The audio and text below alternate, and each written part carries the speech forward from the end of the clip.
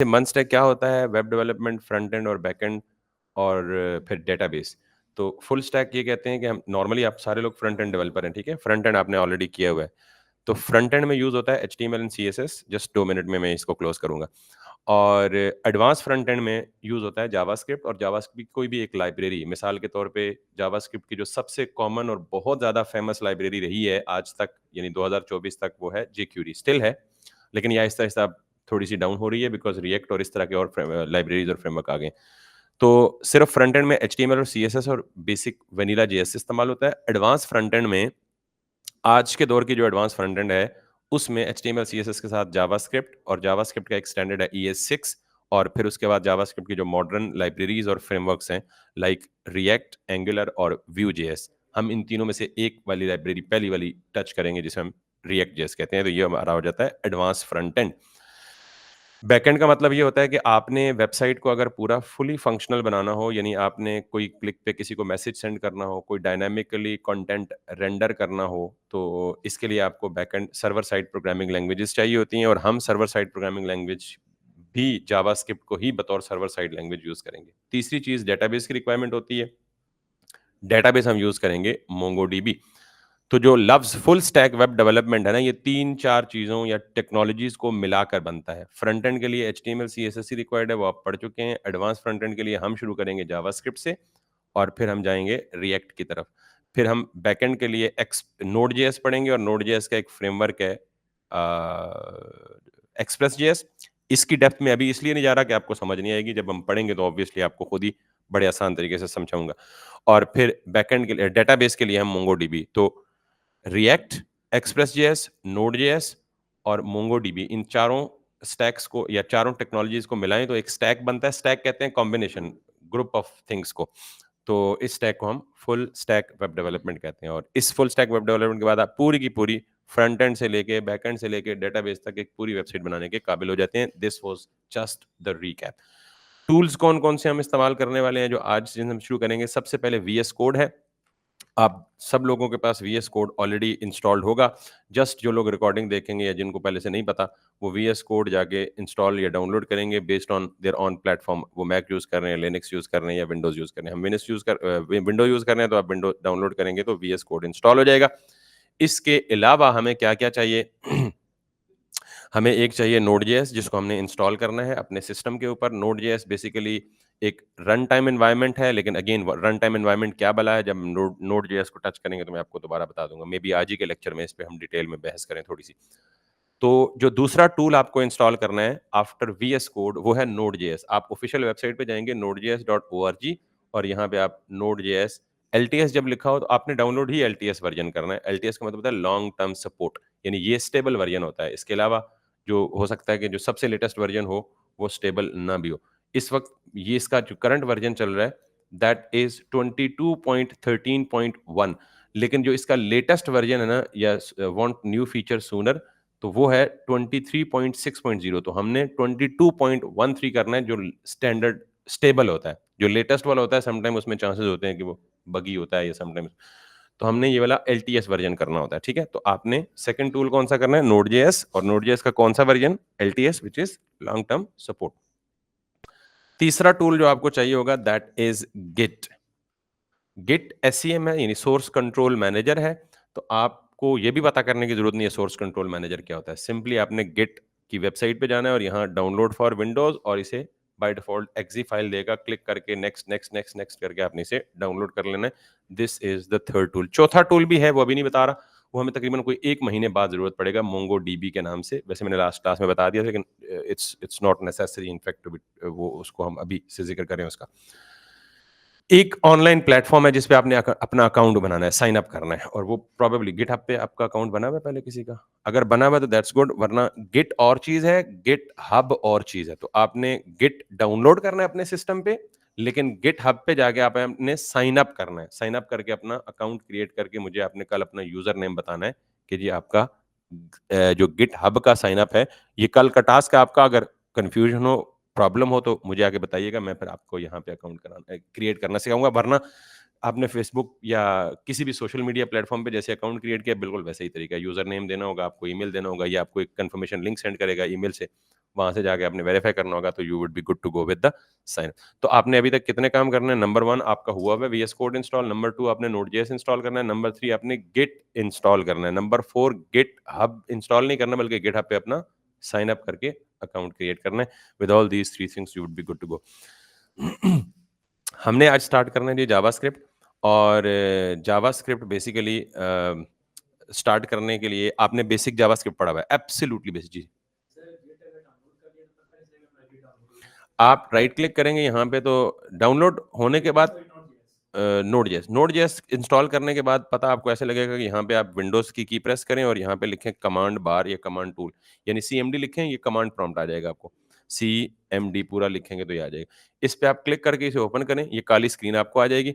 इस काली स्क्रीन पे आपने सिंपली लिखना है NODE node -V, enter press करेंगे तो अगर ये एरर दे, अभी इसने एरर नहीं दिया, ये देख लें, लिखा हुआ नजर आ रहा है V20.11.0, इसका मतलब है कि मेरे पास जो नोड का वर्जन इंस्टॉल्ड है, पहली बात है मेरे पास वो नोड इंस्टॉल्ड है, सक्सेसफुल कमांड एग्जीक्यूट हुई है, और जो वर्जन इंस्टॉल्ड है वो 20.11.0 है, यानी मेरे पास लेटेस्ट से थोड़ा पुराना वाला है। Any version that is greater than 20 would be fine, वो चलेगा।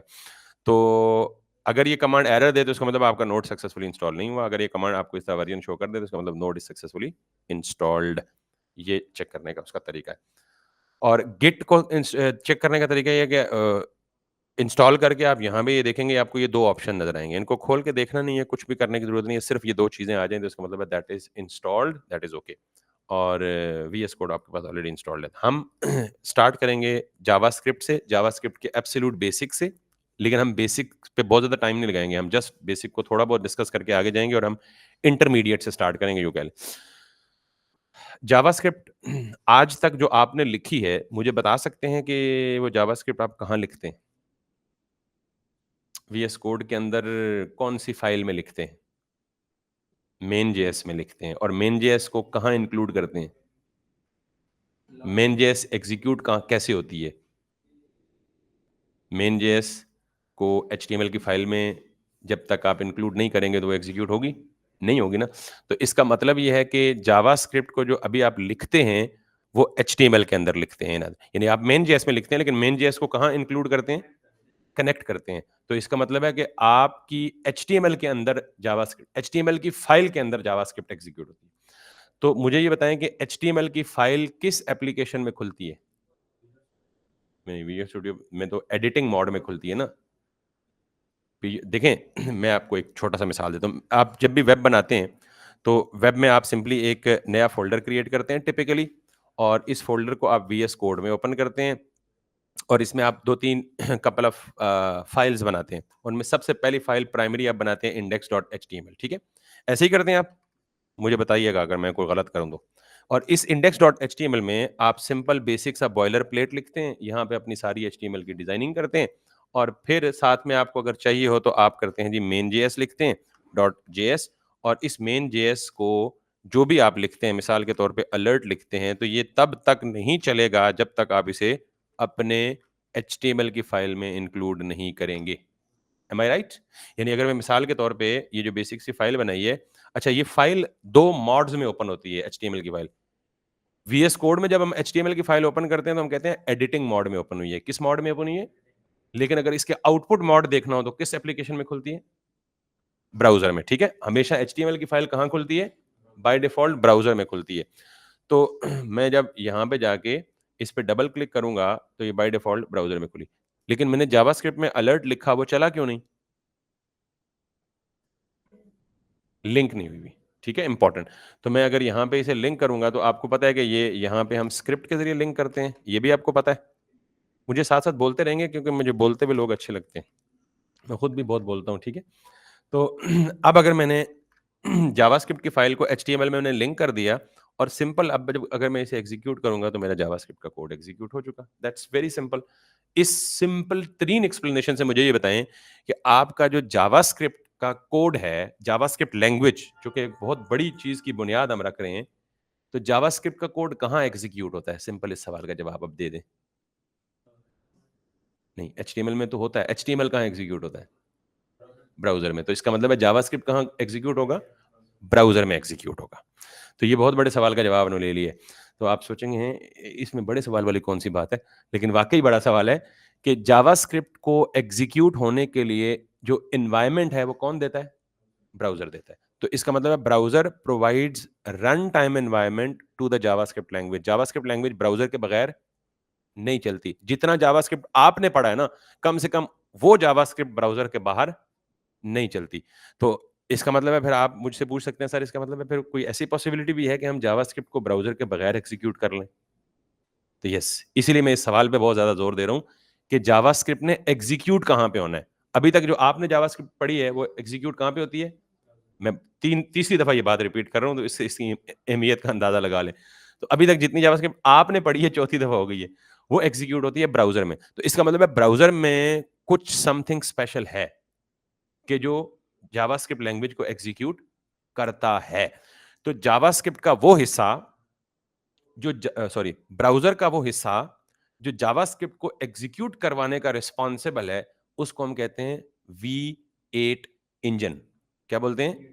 V8 engine. आप इसको यूँ याद रख लें कि जो प्राडो होती है ना V8 बहुत महँगी होती है, तो उसका इंजन भी क्या होता है? V8 होता है, ठीक है? तो जावास्क्रिप्ट को कौन एग्ज़ीक्यूट करता है?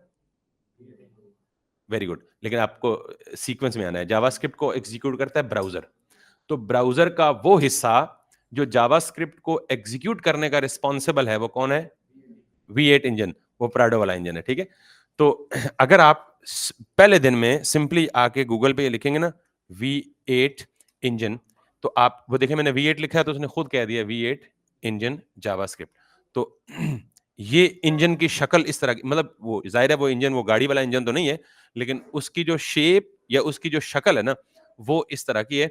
और ये एक बहुत बड़ा इंटरव्यू क्वेश्चन भी है कि what is JavaScript V8 engine या व्हाट इज जावास्क्रिप्ट आर्किटेक्चर।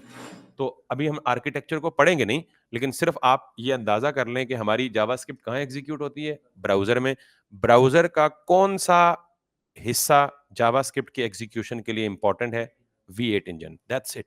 बस सिंपली आपसे जब भी पूछा जाए जावास्क्रिप्ट कहाँ एग्जीक्यूट होता है, कहते हैं ब्राउजर में। आपको कहेगा जी ब्राउजर के किस हिस्से में, आप कहेंगे जी V8 इंजन में। That's it. अब इस V8 इंजन के अंदर क्या बला है ये हम डिटेल से पढ़ेंगे, बहुत डिटेल से पढ़ेंगे। इतना बात काफी है। अब इसका मतलब ये हुआ कि हम पाबंद हो गए। और पाबंद किस बात पे हो गए कि जब भी जावास्क्रिप्ट एग्जीक्यूट करनी है कहाँ होनी है? ब्राउजर के अंदर होनी है। ठीक है? तो मुझे बताएं कि ब्राउजर कहाँ पे चलता है? नॉर्मली जो इंटरनेट है ना वो काम करता है क्लाइंट सर्वर आर्किटेक्चर में। आपको पता है क्लाइंट सर्वर आर्किटेक्चर क्या है? कि मैंने यहाँ पे अगर गूगल की वेबसाइट ओपन की ना, ब्राउजर ओपन किया, ब्राउजर मेरे सिस्टम पे ओपन होगा ना, लोकल पे। तो जब मैं यहाँ पे लिखूंगा www.something.com, कोई भी वेब एड्रेस लिखूंगा, तो आपको पता है कि बिहाइंड द सीन मेरी वो रिक्वेस्ट कहाँ पे जाएगी? किसी रिमोट पड़े हुए सर्वर पे मेरी रिक्वेस्ट जाएगी। मिसाल के तौर पे मैंने कहा जी कि इमेजेस, स्टूडेंट के इमेजेस मुझे दो। मैंने गूगल पे लिखा स्टूडेंट इमेज, तो स्टूडेंट इमेज कहाँ से वो डाउनलोड करके लाएगा? वो किसी रिमोट सर्वर पे रिक्वेस्ट भेजेगा। सर्वर पे, वो सर्वर बहुत सारे भी हो सकते हैं, एक भी हो सकता है। उस सर्वर से वो इमेजेस ढूंढेगा, अगर उसे इमेजेस मिल गए तो वो वापस रिस्पॉन्स में इमेजेस लाके आपके ब्राउजर पे डिस्प्ले कर देगा। और अगर नहीं मिले तो वो आपको एरर लाके देगा और कहेगा जी जो आप इमेज ढूंढ रहे हैं वो मेरे पास नहीं है। तो असल मुद्दा जो यहाँ देखने की चीज है वो क्या है कि क्लाइंट, ये हमारा क्लाइंट है। क्लाइंट मैं किसको बोलता हूँ? जब भी मैं क्लाइंट बोलूंगा ना, तो क्लाइंट का मतलब वो डिवाइस होगी जिस डिवाइस को इस्तेमाल करके हम किस से कनेक्ट हो रहे हैं? सर्वर से कनेक्ट हो रहे हैं। रिक्वेस्ट भेजेगी, वेरी गुड। मिसाल के तौर पे अगर मैं मोबाइल से रिक्वेस्ट भेजूंगा ना, तो क्लाइंट कौन बन जाएगा? मेरी ये डिवाइस। अगर मैं ब्राउजर, ये डिवाइस या इस डिवाइस के अंदर वो जो एप्लीकेशन है वो भी ब्राउजर ही होगी मोस्ट प्रोबेबली, या कोई मोबाइल ऐप होगी। अगर मैं वेब ब्राउजर इस्तेमाल करके रिक्वेस्ट भेजूंगा तो वो वेब ब्राउजर क्या बन जाएगा? क्लाइंट होगा, ठीक है। और सर्वर क्या होगा? वो सिस्टम, वो एप्लीकेशन जो आपको कुछ सर्व करेगी, जो आपको कुछ रिस्पॉन्स में वापस देगी। वेटर की मिसाल ले लें, आप यहाँ से जाते हैं, वेटर को कहते हैं जी मुझे एक चाय चाहिए। तो वेटर के खुद से चाय जेब में तो नहीं लेके फिर रहा होता, वो वापस जाता है पीछे किचन में, शेफ को कहता है जी एक चाय का ऑर्डर है, चाय वापस लेके आपको क्लाइंट को दे देता है, ठीक है। तो इसका मतलब जो पीछे शेफ बैठा हुआ है वो क्या है? वो सर्वर है। वो रिस्पॉन्स देता है जब उसके पास क्या पहुंचती है? रिक्वेस्ट पहुंचती है। पूरा का पूरा वेब जो है ना, इंटरनेट, वो किस आर्किटेक्चर पे चलता है? क्लाइंट सर्वर आर्किटेक्चर पे। Client makes a request, server gives you the response. Client request भेजता है, सर्वर वापस आपको क्या देता है? रिस्पॉन्स देता है। ये बात भी समझ आ गई है? अच्छा, तो इसका मतलब है कि पूरा इंटरनेट चलता है किस मॉडल पे? क्लाइंट सर्वर आर्किटेक्चर के मॉडल पे। तो एक जो फुल स्टैक डेवलपर होता है, वो इधर का भी रिस्पॉन्सिबल होता है, क्लाइंट साइड को हैंडल करने का भी, और इधर का भी रिस्पॉन्सिबल होता है। तो अभी जो आपने फ्रंट एंड वेब डेवलपमेंट सीखी है, आप रिस्पॉन्सिबल हैं किसको? क्लाइंट को हैंडल करने के। आप जो भी वेब बनाते हैं वो किधर चलती है?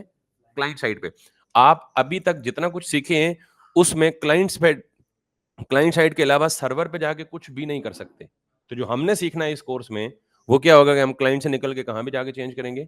सर्वर पे। और इवन हम सर्वर से भी पीछे जाएंगे, और इसके पीछे क्या होता है बेसिकली? डेटाबेस, उससे भी इंटरेक्ट करेंगे। तो let's talk about that. JavaScript client side पे हमने आज तक यूज की है, और क्लाइंट साइड पे जो जावास्क्रिप्ट चलती है वो किसके अंदर चलती है? ब्राउजर के अंदर। तो इसका मतलब है अगर जावास्क्रिप्ट ही को इस्तेमाल करते हुए मुझे सर्वर साइड पे कुछ चेंजिंग करनी है, तो सर्वर साइड पे ब्राउजर नहीं चलता। यानी ब्राउजर सिर्फ कहाँ की एप्लीकेशन है? क्लाइंट साइड की एप्लीकेशन है। और अगर आपने सर्वर साइड पे जाना है, तो सर्वर साइड पे जावास्क्रिप्ट एग्जीक्यूट करने के लिए ब्राउजर तो काम नहीं आएगा कम से कम। तो इसलिए जो लोग थे, उन्होंने जावास्क्रिप्ट के V8, क्योंकि जावास्क्रिप्ट को चलाने का रिस्पॉन्सिबल कौन सा था? V8 engine. V8 इंजन किसके अंदर है? ब्राउजर के अंदर।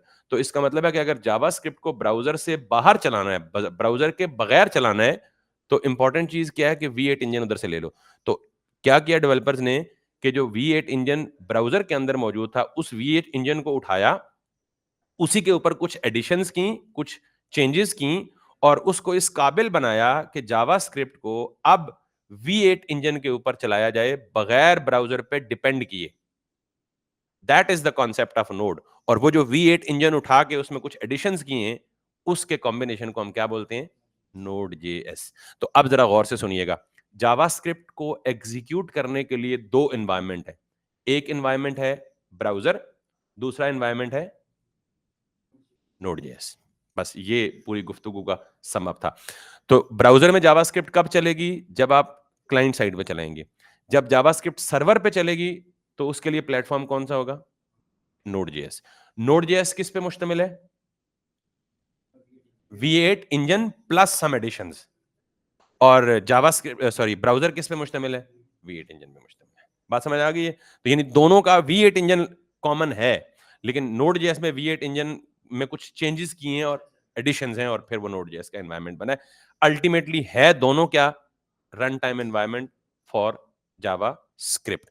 तो अब जरा हम थोड़ी सी बहस करते हैं प्रैक्टिकल, ये थोड़ा सा थ्योरेटिकल बैकग्राउंड जो है वो हो गया। जावास्क्रिप्ट एक प्रोग्रामिंग लैंग्वेज है जिसमें सारी स्टेटमेंट्स जो हम जावास्क्रिप्ट में लिखते हैं ना, वो सारी की सारी एक सीक्वेंस में एग्जीक्यूट होती हैं। ठीक है, बेसिक स्टेटमेंट्स तो आपको पता है ना, कंसोल लॉग क्या होता है, डॉक्यूमेंट। चले मैं आइडिया देता हूँ। जावास्क्रिप्ट में जो सबसे पहली स्टेटमेंट आप चलाते हैं ना किसी भी टेस्ट पर्पस के लिए, वो है अलर्ट बेसिकली। तो alert is a function of JavaScript. ठीक है, तो बहुत सारे जावास्क्रिप्ट के बिल्ट इन फंक्शंस होते हैं।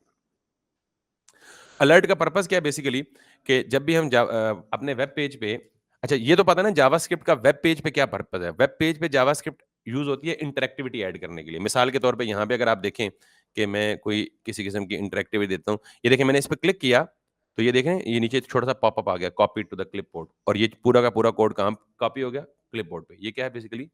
जावास्क्रिप्ट। कि मैं अगर ये HTML में सीधा सीधा ये डिजाइन कर दूं, तो सीधा सीधा डिजाइन करने पे किसी भी बटन पे क्लिक करूंगा तो वो एक्टिव, कोई एक्शन नहीं करेगा, कोई एक्शन परफॉर्म, कोई रिस्पांस नहीं देगा, कोई पॉपअप शो नहीं करेगा, कोई डायलॉग शो नहीं करेगा, क्योंकि वो स्टैटिक होता है। जावास्क्रिप्ट के जरिए हम ये अभी देखिएगा नीचे कुछ भी नहीं है, मैंने कॉपी पे क्लिक किया, कॉपी टू द क्लिपबोर्ड। तो ये क्या है बेसिकली? इंटरेक्टिविटी है। दो के it's a very small example, but obviously इस किस्म के फंक्शनलिटीज, अगर मैं यहाँ पे क्लिक करूं, कैन यू सी दिस? ये पॉपअप आ गया।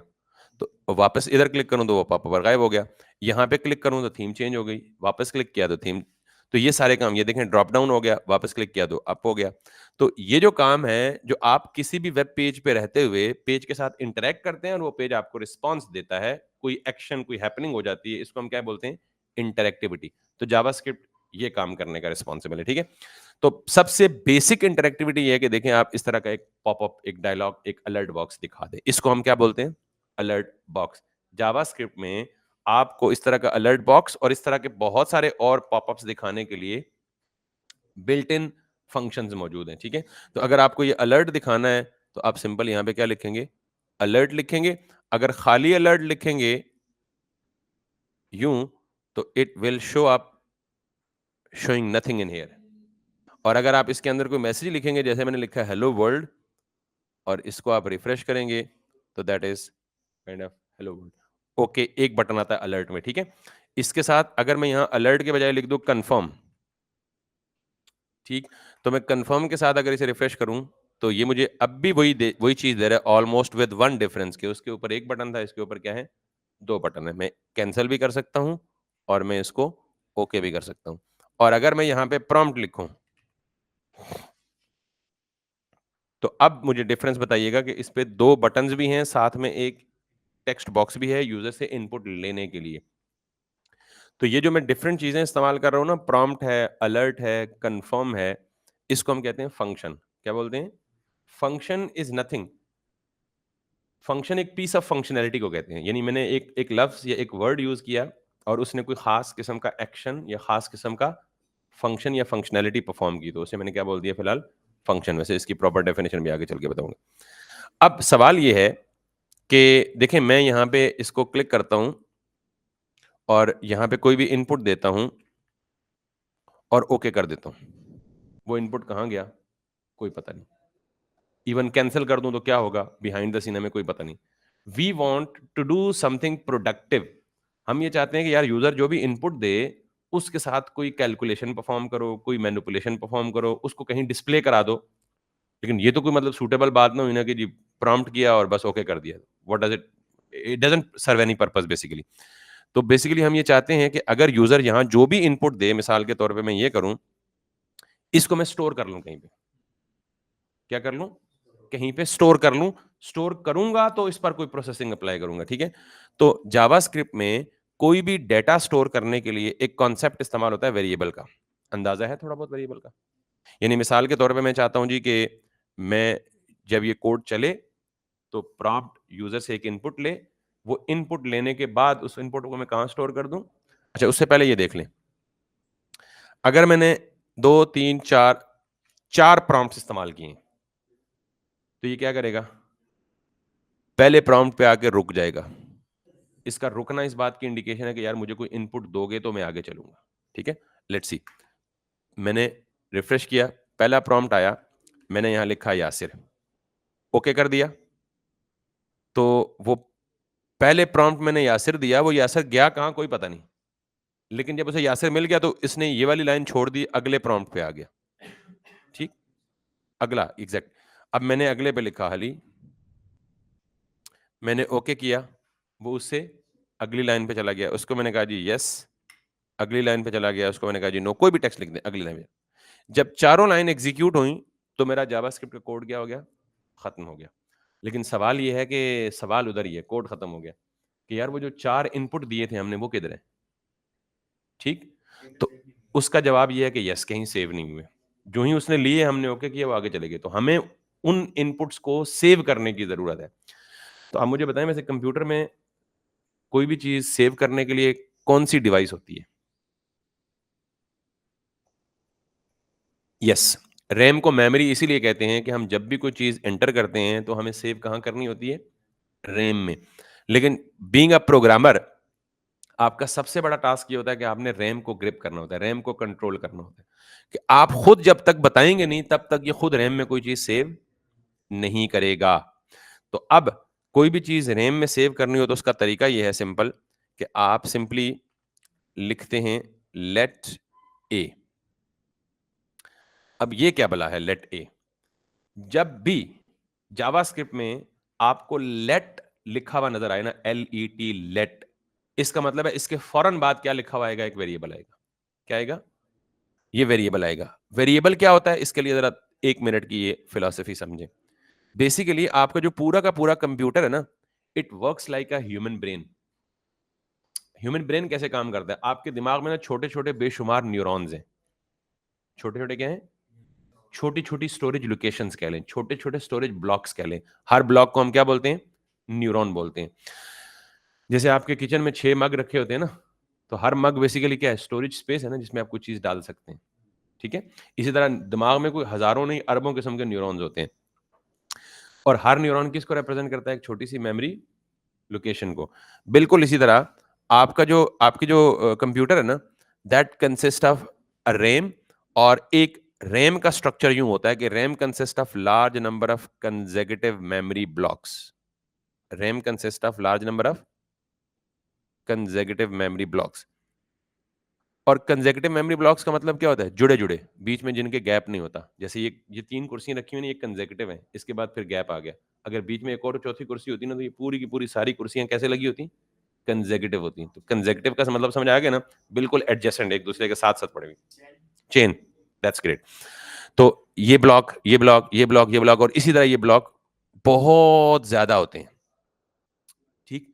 हर ब्लॉक का एक साइज होता है। जैसे हर कप की एक कैपेसिटी है ना, इसमें फॉर एग्जांपल 300 ग्राम पानी आना है, तो इसकी कोई एक खास कैपेसिटी है। कंप्यूटर में वो कैपेसिटी कैसे मेजर होती है? केबीज में, बाइट्स में, मेगाबाइट्स में, या गैगाबाइट्स में? कंप्यूटर की कैपेसिटी कैसे मेजर होती है? तो इसका मतलब है कि हर ब्लॉक का कुछ मखसूस साइज है, केबीज में या बाइट्स में। अभी हमारा वो कंसर्न नहीं है कितना साइज है, ठीक है? तो हर ब्लॉक का एक यूनिक एड्रेस है, यानी वो एड्रेस बाइनरी फॉर्म में या हेक्साडेसिमल फॉर्म में होते हैं, 0x से स्टार्ट होते हैं, 11101 समथिंग लाइक दैट।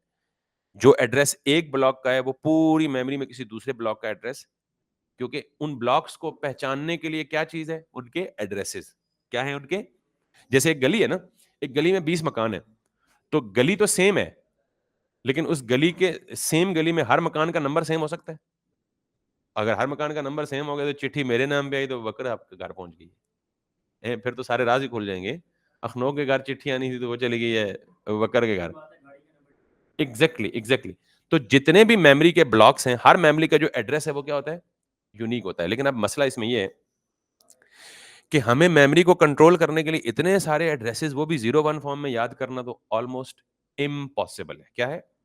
इम्पॉसिबल है। तो इसलिए मिसाल के तौर पे इसका भी कोई एड्रेस है, इसका भी कोई एड्रेस है, इसका भी कोई एड्रेस है, इसका भी एड्रेस है, जितने मेमोरी ब्लॉक्स हैं सारों का एड्रेस है, तो सारों का एड्रेस तो याद करना मुश्किल है। तो इसलिए हम मेमोरी के किसी एक ब्लॉक में, किसी एक ब्लॉक को मेमोराइज करने के लिए, याद रखने के लिए, इतने लंबे एड्रेस के बजाय ना, इसको खुद से मीनिंगफुल नाम दे देते हैं। कोई भी नाम अपनी मर्जी का दे सकते हैं। तो वो जो मैंने लिखा था ना, लेट ए, तो जब भी किसी भी नाम के साथ लेट लिखा हो, तो असल में मैं क्या कर रहा होता हूं? वो मेमोरी में जाके किसी ब्लॉक का नाम रख रहा होता हूं, किसी ब्लॉक का नाम रख रहा होता हूं। और इस प्रोसेस को कहते हैं I am declaring a variable. मैं एक वेरिएबल डिक्लेयर कर रहा हूं। क्या कर रहा हूं? एक। और अब जब भी मैं फ्यूचर में बोलूँ ना वेरिएबल डिक्लेयर कर रहा हूँ, तो इसका मतलब आपने ये समझना है कि मेमोरी में जाके आप एक ब्लॉक, यानी एक कुर्सी ली, इसके ऊपर चिट लगा दी कि दिस इज फॉर अबू बकर, यहाँ और कोई नहीं बैठ सकता। तो मैंने क्या किया? ये कुर्सी को डिक्लेयर कर दिया कि this is only for Abu बकर। तो बिल्कुल यही काम कर रहा हूँ कि मैं एक ब्लॉक को पिक कर रहा हूँ और उसको जाके क्या नाम दे रहा हूँ? ए। यानी इस ब्लॉक को मैंने क्या नाम दिया? ए। अब जब भी फ्यूचर में मुझे पता करना होगा ये कुर्सी किसकी है, या इसका नाम क्या है, या इसका टाइटल क्या है, या इसके ऊपर किसने बैठना है, तो कैसे पहचानूंगा? इसके नाम से, जो इसके ऊपर लिखा। तो फिर मुझे इसका एड्रेस याद करने की जरूरत। तो इस कुर्सी का एड्रेस क्या होगा? पहली रो में चौथी कुर्सी। तो ये याद रखना आसान है, पहली रो में चौथी कुर्सी है, ये याद रखना आसान है, ए। या Abu Bakr. Abu Bakr is a meaningful name, इसके ऊपर लिख दें अबू बकर, तो that is a meaningful name, that is easy to understand. तो इसलिए हम मेमोरी के एड्रेसेस कभी याद नहीं करते हैं, उनको एड्रेसेस के बजाय किससे रिप्रेजेंट करते हैं? नेम से। और जो मेमोरी को नाम दिया जाता है उसको हम क्या बोलते हैं? वेरिएबल। क्या बोला जाता है? आज के बाद मैं ये स्ट्रक्चर कभी ड्रॉ नहीं करूंगा, लेकिन जब भी मैं वेरिएबल लिखूंगा ना, तो आपने ऑटोमेटिक अंडरस्टैंड करना है कि वेरिएबल का मतलब क्या है। मेमोरी में कोई एक पूरे चेन ऑफ ब्लॉक में से एक ब्लॉक है, और उस ब्लॉक को एक नाम दिया गया, और वो नाम इस केस में ए है, वैसे कुछ भी दे सकते हैं। ठीक है? कंप्यूटर जितनी भी प्रोसेसिंग करता है, वो सारी की सारी प्रोसेसिंग के लिए जो कंप्यूटर को डेटा चाहिए होता है, वो मेमोरी के ब्लॉक से ही लेता है। अदरवाइज मुमकिन ही नहीं है कंप्यूटर की प्रोसेसिंग। ठीक है? तो अब जरा इस पे देखिएगा, हम बीइंग प्रोग्रामर रैम को करना। तो मैंने जब लिखा लेट ए, तो इस स्टेटमेंट को मैं क्या बोलूंगा? Variable declaration. क्या बोलूंगा इस स्टेटमेंट? तो वेरिएबल डिक्लेरेशन का मतलब क्या है? The process of assigning a name to a block of memory. यानी एक मेमोरी के एक ब्लॉक को एक नाम असाइन कर देना, इसको हम क्या बोलते हैं? Variable declaration. अब अगर मैं इसको जाके ये लिख दूं ए इक्वल्स टू 45।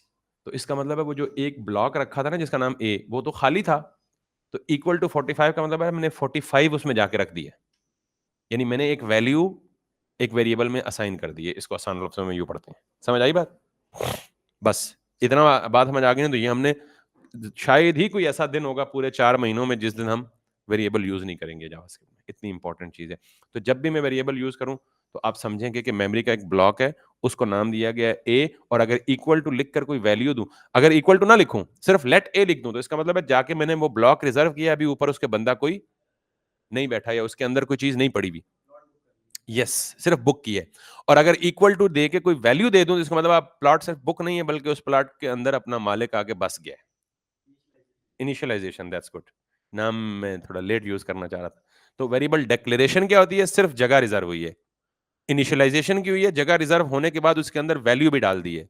और इनिशियलाइजेशन प्लस डिक्लेरेशन दोनों एक ही लाइन में हो रहे हैं यहाँ पे। सेम लाइन में मैं क्या कर रहा हूँ, डिक्लेरेशन भी हो रही है और सेम लाइन में क्या हो रही है, इनिशियलाइजेशन भी हो रही है। आप डिफरेंट भी कर सकते हैं,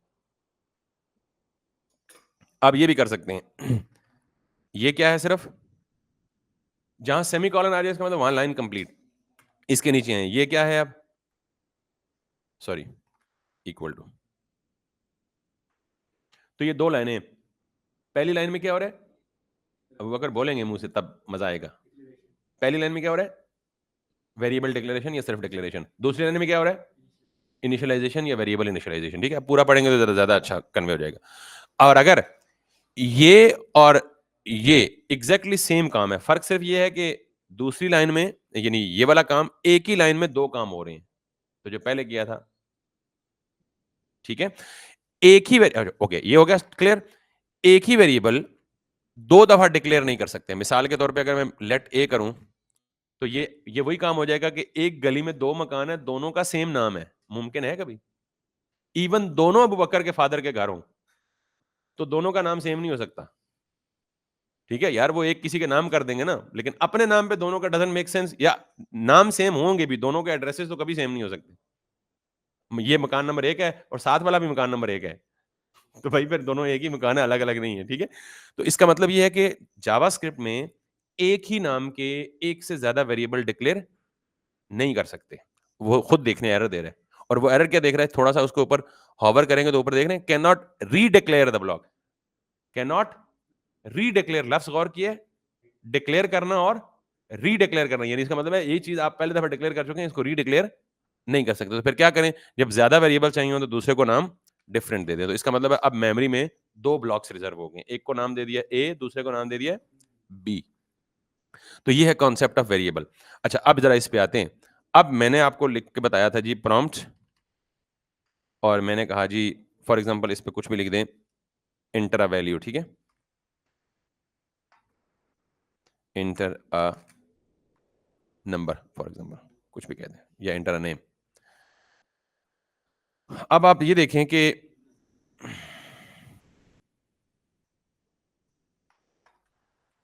अभी तक मैंने कहा था कि प्रॉम्प्ट यूजर से एक वैल्यू लेगा और उसे कहीं सेव। तो अब अगर मैं ये कर दूं कि मैंने कहा जी कि let a equals to this. Programming में ये इक्वल टू का मतलब इक्वल टू नहीं होता, पहली बात ये सुन लें। इक्वल टू का मतलब होता है असाइनमेंट ऑपरेटर। क्या मतलब होता है? तो जो इक्वालिटी ऑपरेटर होता है ना, उसके लिए आप दो दफा इक्वल इस्तेमाल करते हैं। जो इक्वालिटी कंपैरिजन के लिए इस्तेमाल होता है ना, कि my age is equal to his age, तो ये जो इक्वल दो चीजों में कंपैरिजन है, उसके लिए कितने इक्वल इस्तेमाल होते हैं? दो इकट्ठे, यानी ये। और अगर सिर्फ एक दफा इक्वल लगाओ तो आप इसे इक्वल नहीं पढ़ेंगे, क्या पढ़ेंगे? Assignment operator. क्या पढ़ेंगे? Assignment operator. कमेंट्स का पता ना आपको क्या होते हैं? एचटीएमएल में कमेंट्स मतलब नॉन एग्जीक्यूटेबल लाइंस होती हैं, जस्ट यूज। अभी वो इसलिए मैं लिख रहा हूं ना ऊपर, ताकि आपको भूल ना जाए। कमेंट्स का पता ना? तो कमेंट जावास्क्रिप्ट में कमेंट कंट्रोल क्वेश्चन मार्क करेंगे तो ये दो स्लैशेस आ जाएंगे, इसके बाद जो कुछ भी लिखेंगे वो कमेंट ट्रीट होगा। ये जो सिंगल इक्वल है ना बेटा, इस सिंगल इक्वल टू को हम कहते हैं असाइनमेंट ऑपरेटर। असाइनमेंट ऑपरेटर क्या होता है? एक वैल्यू को एक वेरिएबल में असाइन करने के लिए जो ऑपरेटर इस्तेमाल होता है उसे हम क्या बोलते हैं? ये देखिए देखिए, मैं क्या कर रहा हूं, प्रॉम्प्ट में यूजर जो भी वैल्यू इंटर करे उसको स्टोर कर दो, असाइन कर दो, किसमें? ए में। ए क्या है? वेरिएबल। कहां पे है? मेमोरी में, यानी इसमें जो वैल्यू डाली जाएगी वो जाके मेमोरी में स्टोर होगी। ए में डाल दो। तो ये जो ए में डालने का अमल है, इसको ए में डालने के बजाय आप कहेंगे ए में असाइन कर दो। क्या कर दें? और जो ऑपरेटर इस्तेमाल होगा असाइनमेंट के लिए वो ये इक्वल जैसा होगा। तो एक इक्वल लगा हो तो उसे हम क्या बोलते हैं? Assignment operator. और अगर दो इक्वल इकट्ठे आ जाएं, ये कहीं भी आप लगे हुए देखें, तो इसका मतलब क्या है? Comparison operator. यानी दो चीजों में आपस में क्या हो रहा है? कंपैरिजन हो रहा है। ठीक है, this marker is equal to this, the length of this marker is equal to the length of this चम्मच। ठीक है, ये स्पून। तो बेसिकली मैं दो चीजों में क्या कर रहा हूं? कंपैरिजन कर रहा हूं। तो कंपैरिजन के लिए कौन सा ऑपरेटर इस्तेमाल होता है? इक्वल। लेकिन कौन सा? दो इक्वल, एक नहीं। क्लियर है? तो ये आज अच्छा हो गया, हम थोड़ा सा डेप्थ में चले गए। आपने कहा थोड़ा सा एक्सप्लेन कर दें, मैंने ज्यादा एक्सप्लेन कर दी। तो आपकी बेसिक स्ट्रांग हो जाएंगे तो आगे इंशाल्लाह। तो अब जरा देखिएगा क्या होगा। अब मैं इसको एग्जीक्यूट करूंगा। एग्जीक्यूट करने के बाद यूजर से वैल्यू लेगा और ओके करूंगा। किया तो फिर भी उसने कुछ नहीं। लेकिन इस दफा ये गारंटी है कि मेमोरी के ए ब्लॉक में जाके वो यासिर नाम सेव हो चुका है। तो हम कैसे देखें जाके कि सेव हो चुका है नहीं हो चुका? तो मेमोरी से वापस डिस्प्ले करने के लिए आप इस्तेमाल करते हैं अलर्ट, और अलर्ट के बाद क्या लिखें? ए लिखें। ये ए मैंने क्यों लिखा? मैंने कहा यार मेमोरी में जाओ, अलर्ट जाके कहां से चेक करेगा? यानी जब मैंने ए लिखा ना तो अलर्ट को पता लग गया कि यार ए एक वेरिएबल है। तो ये जाके कहां देखेगा? मेमोरी में देखेगा, यार देखूं ऊपर से नीचे तक कहीं ए नाम का ब्लॉक है कहीं। अगर तो ए नाम का ब्लॉक उसे मिला तो वो उसके अंदर पड़ी हुई वैल्यू को क्या कर देगा? डिस्प्ले कर देगा। Let's see. और अगर ब्लॉक नहीं मिला तो क्या होगा? पहले तो ये देख लें। मैंने लिखा यासिर, ओके करूंगा तो वापस अलर्ट में मुझे वही यासिर आ गया। तो इसका मतलब है कि वो पहले वाले प्रॉम्प्ट में जो मैंने यासिर लिखा था, वो जब ए में मैंने असाइन किया तो वो जाके कहां से हुआ? पीछे मेमोरी में। जब अलर्ट लिखा तो मेमोरी से उठा के कहां लाया? स्क्रीन पे ले आया। समझ आ गई बात? काम बहुत छोटा सा हो रहा है लेकिन इसके पीछे बिहाइंड द सीन समझाने की कोशिश कर रहा हूं।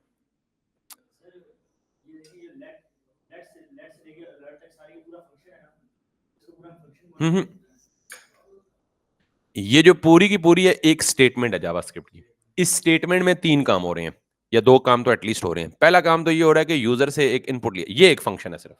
इक्वल टू के राइट साइड पे जो हिस्सा है वो एक फंक्शन है।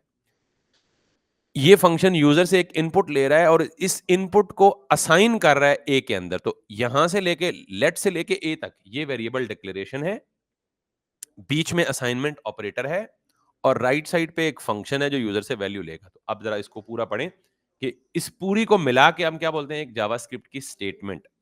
एक स्टेटमेंट को हमने डिवाइड किया और तीन हिस्से किए उसमें। राइट साइड पे एक फंक्शन है वो जो एग्जीक्यूट होगा, यूजर से वैल्यू लेगा। अच्छा याद रखिएगा, जब भी जावास्क्रिप्ट की स्टेटमेंट एग्जीक्यूट होगी तो अगर उस स्टेटमेंट में एक यानी असाइनमेंट ऑपरेटर है तो पहले हमेशा राइट साइड वाली वैल्यू एग्जीक्यूट होगी। असाइनमेंट ऑपरेटर के राइट साइड पे क्या फंक्शन है? वो एग्जीक्यूट होगा, यूजर से वैल्यू लेगा, वैल्यू लेके उठा के किस में रख देगा? लेफ्ट साइड पे। फिर वो कहेगा जी मेरा काम खत्म, अगली स्टेटमेंट पे चले जाओ। अगली स्टेटमेंट अलर्ट है, अलर्ट ढूंढेगा पूरी मेमोरी में जाके, ए पड़ा हुआ है, हाँ जी पड़ा हुआ है, उसमें से वैल्यू। हाँ, यस, यानी प्रॉम्प्ट एक फंक्शन है। यूजर से कुछ लेना ये एक फंक्शनैलिटी है। इस फंक्शनैलिटी को परफॉर्म करने के लिए जावास्क्रिप्ट ने एक फंक्शन दिया हुआ है व्हिच इज प्रॉम्प्ट। यानी कोई भी टास्क परफॉर्म करने के लिए जावास्क्रिप्ट में बेशुमार टास्क ऐसे हैं, हर टास्क को परफॉर्म करने के लिए कोई ना कोई फंक्शन जावास्क्रिप्ट ने हमें दिया हुआ है। तो यूजर से इनपुट लेने के लिए उसने हमें फंक्शन दिया हुआ है प्रॉम्प्ट, जिसके जरिए हम यूजर से कोई वैल्यू लेंगे। ठीक है, अब मिसाल के तौर पे अलर्ट ने जाके ढूंढा, ए उसे मिला तो उसने डिस्प्ले कर दिया। व्हाट इफ अगर मैं इसको डिलीट कर दूं?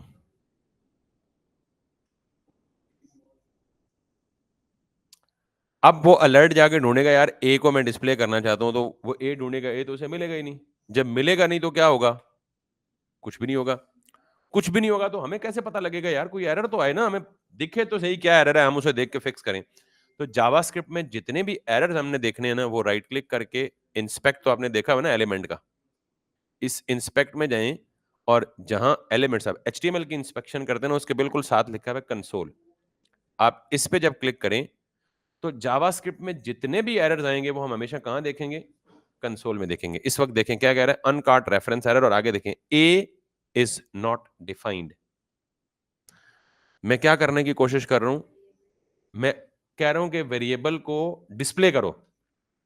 तो जरा और से देखिएगा, ये जो लेट ए लिखा था ना, इसको हमने डिक्लेयर करना कहा था, इसको डिफाइन करना भी कहते हैं, वेरिएबल को डिफाइन कर लें, ठीक है। तो जब ये कंप्लेन कर रहा है कि ए इज नॉट डिफाइंड, तो इसका मतलब क्या है यार, ए को डिक्लेयर किए बगैर आप इस्तेमाल नहीं कर सकते। अगर आपको ए को यूज करना है तो पहले ए को क्या करना पड़ेगा, डिफाइन करना पड़ेगा। डिफाइन का मतलब डिक्लेयर करना पड़ेगा। तो अब जरा देखिएगा, मैं वापस इसको कंट्रोल जी करता हूं, अब ये कंप्लेन नहीं करेगा। अब नो एरर, और मैं यहां जो भी वैल्यू दी, ओके किया, उसने 12 दे दिया, there is no complain in here. तो किसी भी दो चीजें आपने बता गई हैं, एक तो किसी भी वेरिएबल को रीडिक्लेयर या रीडिफाइन नहीं किया जा सकता। एक दफा आपने डिफाइन किया, दोबारा उसे रीडिक्लेयर या रीडिफाइन नहीं कर सकते। दूसरी चीज, किसी भी वेरिएबल को डिक्लेयर किए बगैर आप इस्तेमाल भी नहीं कर सकते। किसी वेरिएबल को बगैर डिक्लेयर किए इस्तेमाल नहीं कर सकते। ये दो बातें। और तीसरी बात, जावास्क्रिप्ट की स्टेटमेंट्स सीक्वेंस में एग्जीक्यूट होती हैं। जो पहले स्टेटमेंट आएगी वो पहले एग्जीक्यूट होगी, जो बाद में आएगी वो बाद में। चौथी बात, वेरिएबल का कॉन्सेप्ट क्या है, और वेरिएबल का मतलब होता है मेमोरी लोकेशन, और मेमोरी लोकेशन को रिजर्व करना, या मेमोरी लोकेशन को आप कैसे यूज करते हैं। सिंपली एक वेरिएबल डिक्लेयर करते हैं यूजिंग अ कीवर्ड लेट। और चौथी चीज, अगर एक इक्वल टू कहीं भी लिखा हुआ नजर आए तो उसका मतलब क्या होगा, असाइनमेंट ऑपरेटर। और असाइनमेंट ऑपरेटर का मतलब क्या होता है कि एक वैल्यू को उठा के आपने किसी एक वेरिएबल में प्लेस कर दिया। ये जरूरी नहीं है, ये तो आप यूजर से ले रहे हैं, आप यूं भी कर सकते हैं, लेट बी इक्वल्स टू 90। आप इस वैल्यू को खुद से बी दे सकते हैं। तो अब बी में क्या पड़ा हुआ है, 90। ए में क्या पड़ा हुआ है, अभी तक कुछ नहीं पड़ा हुआ। जब ये प्रोग्राम एग्जीक्यूट होगा, रन टाइम पे जब यूजर वैल्यू देगा, वो किस में जाएगी, ए में जाएगी। तो जब आप खुद से प्रोग्राम में वैल्यू लिख देते हैं तो इसको हम कहते हैं हार्ड कोडेड वैल्यू। क्या कहते हैं, हार्ड कोडेड मतलब आपने खुद से ही प्रोग्राम के दौरान ही बता दिया कि इसकी वैल्यू ये होनी है। जब इस तरह की चीज लिखें तो इसे कहते हैं हार्ड कोडेड वैल्यू नहीं, ये प्रोग्राम की एग्जीक्यूशन के दौरान पता लगेगा कि ए के अंदर वैल्यू क्या आएगी। ठीक, तो हम अक्सर इस्तेमाल करेंगे हार्ड कोडेड वेरिएबल इनिशियलाइजेशन, और अक्सर हम यूज करेंगे कि हम उसमें कोई ऐसा एक्सप्रेशन यूज करेंगे ताकि रन टाइम के दौरान पता लगे कि यूजर से कौन सा इनपुट लेना है।